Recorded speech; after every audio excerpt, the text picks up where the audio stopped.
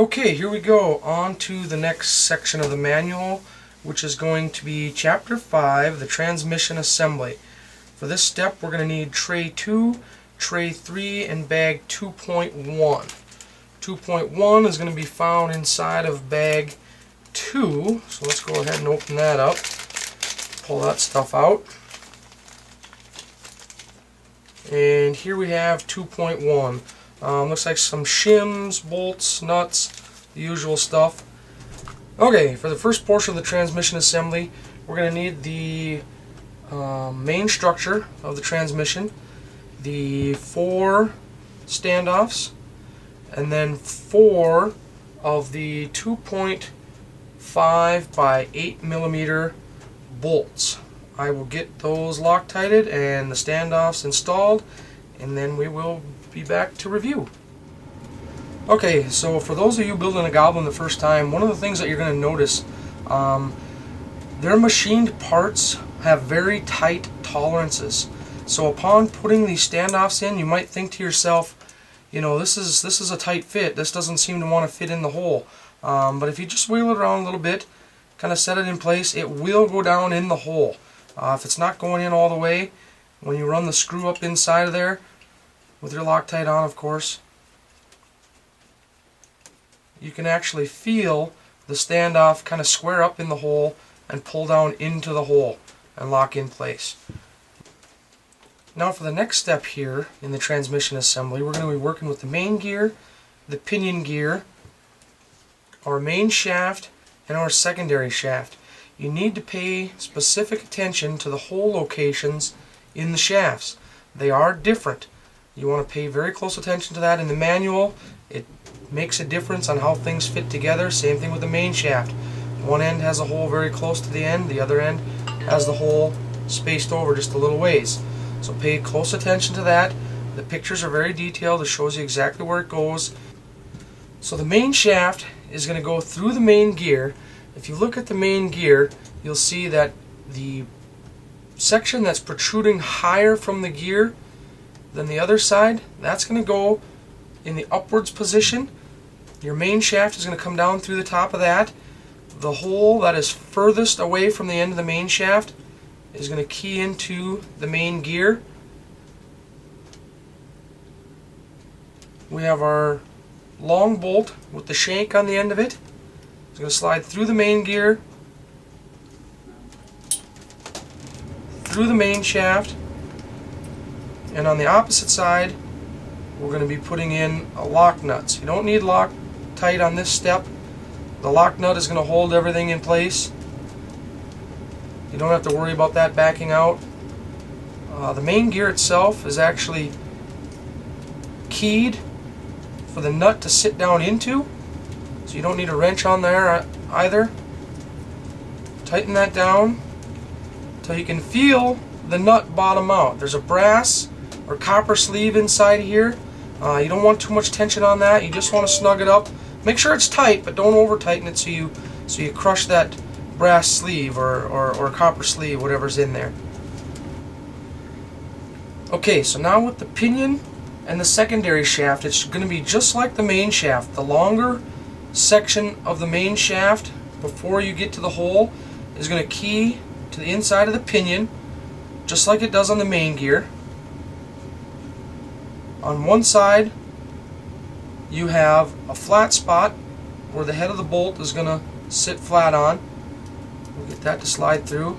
And on the other side there's a notch cut in the pinion where your lock nut is going to sit into and provide it a place to grab a hold of so you can tighten it up without the use of a wrench on the end of the nut.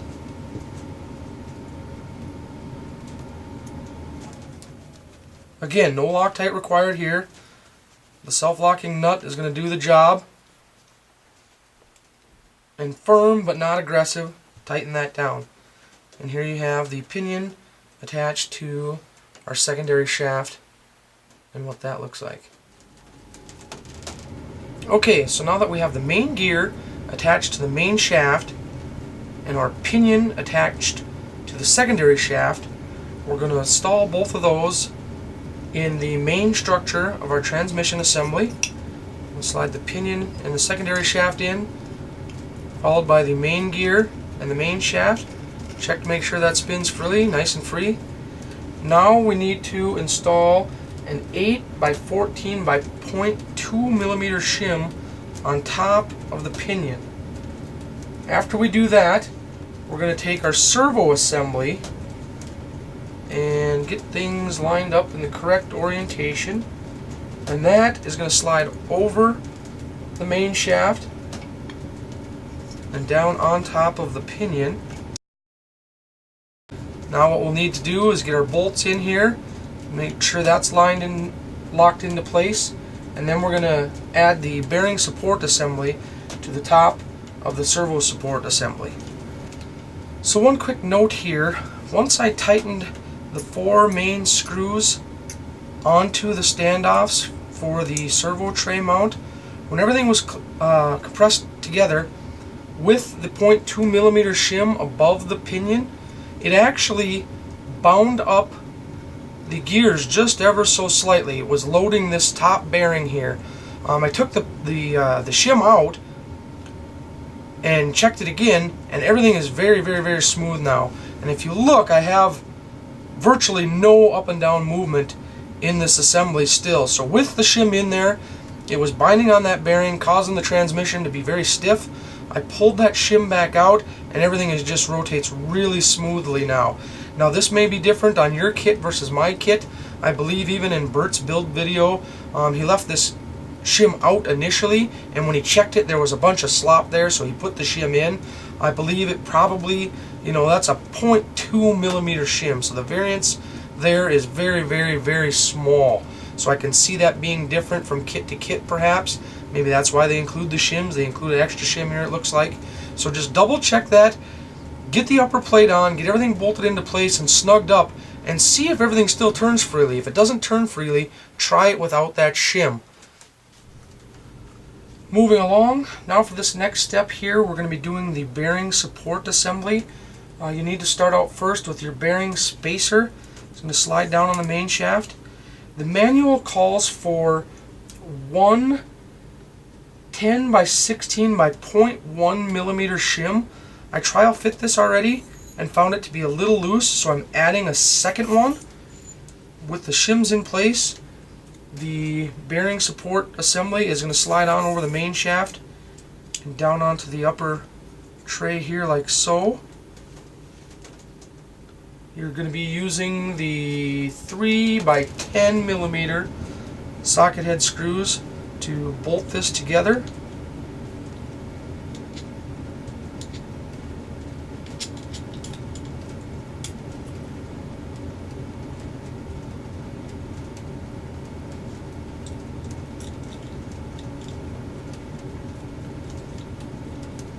And I'm just going to run one bolt in here right now and quick show you that with 2 shims in here, you have the slightest bit of up and down play now. I tried 3, and again, just like the pinion, things started to bind up a little bit at that point. With 2 shims in there, very smooth. With 1, I had radial play on the shaft, which in the manual it specifically talks about use extra shims if there's any extra play. In Bert's video as well, he went straight for 2. He'd built several machines and found out to be 2 to be pretty much the optimal number, I think. So again, just to touch base, the manual calls for 1 10 by 16 by 0.1 millimeter shim to go in this bearing support assembly. I ended up with 2. 3 was too many, caused things to bind. So I went back and took 1 out, so I just ended up having 2 in there, and now the assembly is just very, very smooth. Very impressed. This is real nice. Okay, something I found out on doing this assembly, and you might have caught it when I first started to put this upper bearing support on. I went to thread this bolt into the hole, and it didn't want to go for some reason, and I thought maybe I just didn't have it lined up quite right. Switched over to the other hole, went in just fine. This hole went in just fine. This bolt didn't want to go in for some reason.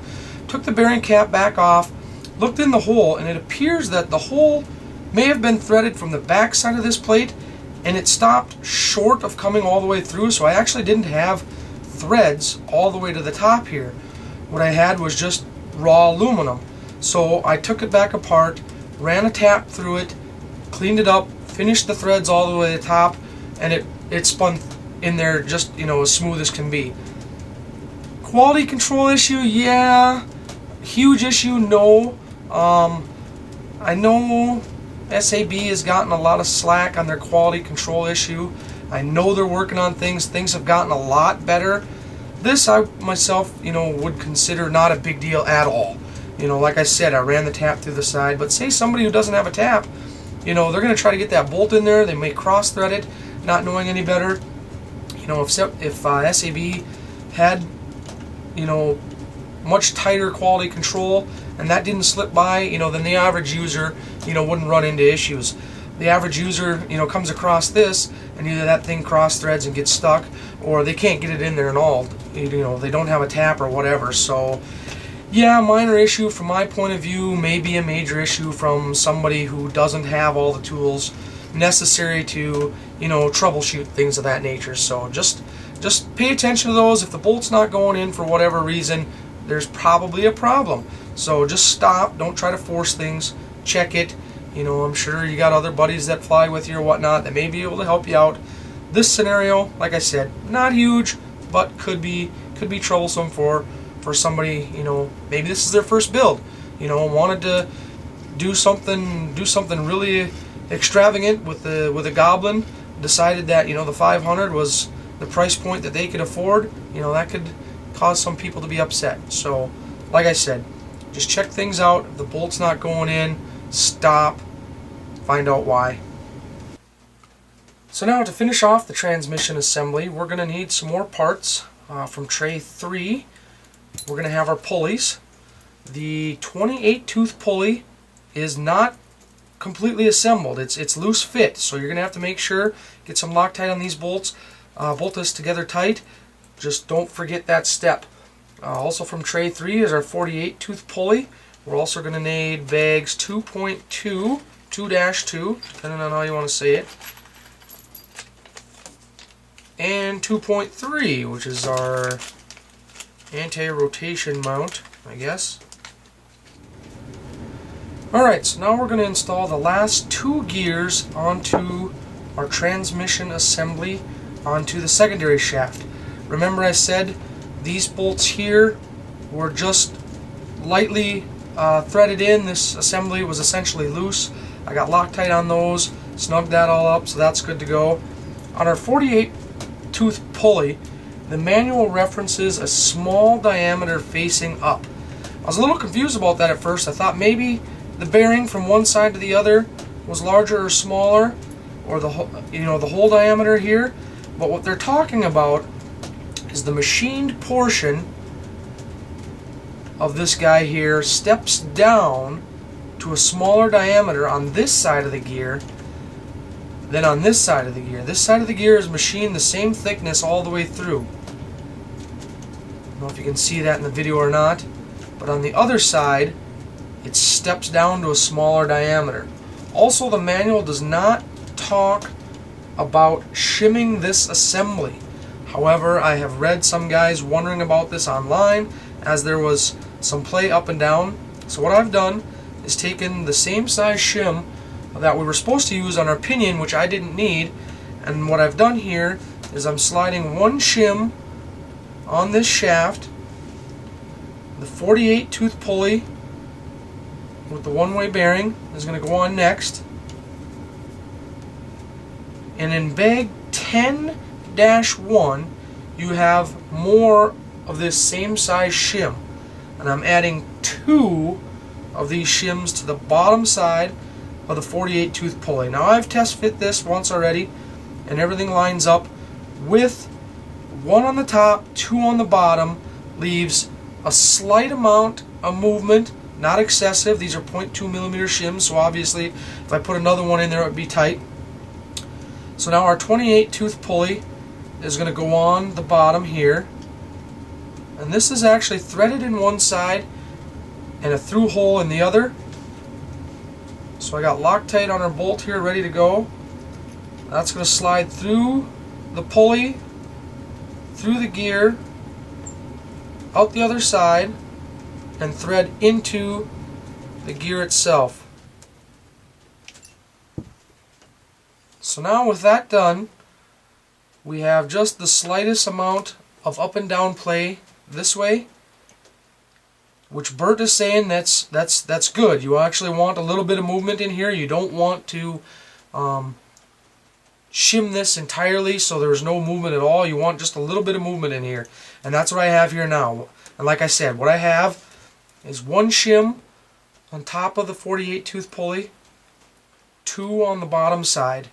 Okay, again, this is going to vary with your kit. You may not need any shims. You may need two on the top, one on the bottom. And the reason I went with one on top, two on the bottom, is I just wanted there to be a slight gap between the shield of this pulley and this pulley, as well as a slight gap between our transmission tray and the 48 tooth pulley. So what I've done is just kind of made the gaps all the same from here to here, kind of centered everything up. So again, like I said, mine has one on the top, two on the bottom. The manual does not specifically talk about any shims in this step. Something again I read online. Hopefully it helps you guys pull out less of your hair when trying to build this. And again, like I said, mine assembly here is just butter smooth, super free, no binding. There's one, or maybe, yeah, just one little tight spot in the gear. Those will break in over the first, 3-4 flights, obviously, but you can see, I mean, it likes to spin nice and free, nice and smooth. So, now to finish off the transmission assembly, we're going to add our standoffs for the radio plate in the back here. We're going to add our swash plate anti-rotation guide, and then we're also going to put in these two plastic nuts and this block for the boom assembly. I will get those things lined up, and then we'll come back and we'll review. Okay, so this concludes the assembly of Chapter 5, Transmission. Everything went together really smooth. Just a beautiful piece of machined aluminum. Everything fits in here really nice. Excellent quality.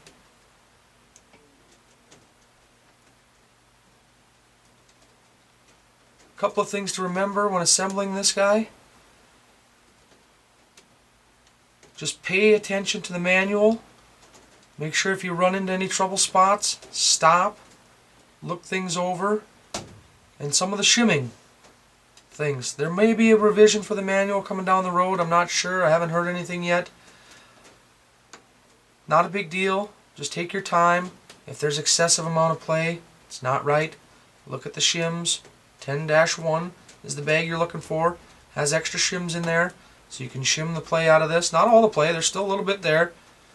So, which is good, according to Bert. Don't shim it completely out. Just leave a little bit of play. One other thing I added just for the fun of it was my serial number plate. I thought it was kind of a neat touch in these kits. Puts a little personal touch to your own helicopter. Go online, register that. Any issues that arise in the future, any updates to the kits, that's the way you're going to get in contact and get your parts sent out from SAB directly. Next step in the manual is going to be continuation to Chapter 5, which is the motor assembly. I do not have my motor at this time. I'm going to be going on to Chapter 6, which is the head assembly, the main rotor assembly. We'll come back to Chapter 5 once the motor comes in stock. So up next is going to be Chapter 6, the head main rotor assembly.